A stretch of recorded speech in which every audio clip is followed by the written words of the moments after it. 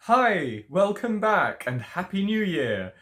Let's start reading Volume 2 of Pride and Prejudice by Jane Austen.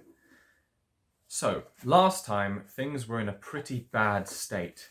Mr. Bingley had moved back to London, Jane can't see him anymore, and Charlotte Lucas was engaged to marry Mr. Collins. Ugh. But Elizabeth and Mr. Wickham are getting on well, so that's good. Let's find out what happens next. Chapter 24. Eventually, Jane gets another letter from Caroline Bingley.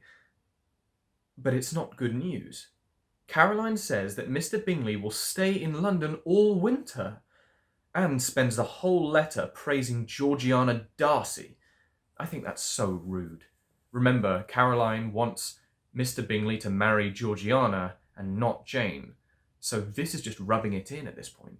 So rude.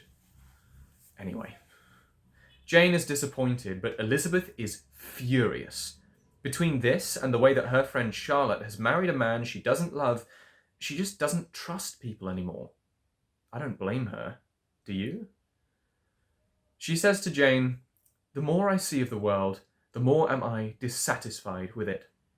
And every day confirms my belief of the inconsistency of all human characters, and of the little dependence that can be placed on the appearance of merit or sense."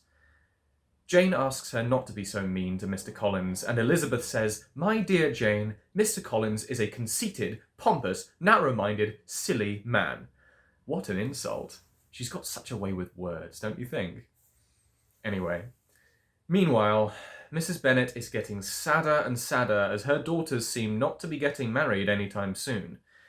But Mr. Bennet is quite relaxed and jokes that it's good Jane is getting a bit of experience being crossed in love. That means rejected. And that Elizabeth should keep seeing Mr. Wickham so that she can get rejected as well. That's a rather funny point of view, don't you think? I hope that it's not true. I really would like Elizabeth and Mr. Wickham to get married. I think she deserves it. Don't you? I wonder what will happen next. I'm Seth Bentley from the Idol Tutor Studio. Join me next time and we'll read more together. I'll see you soon. Bye-bye for now.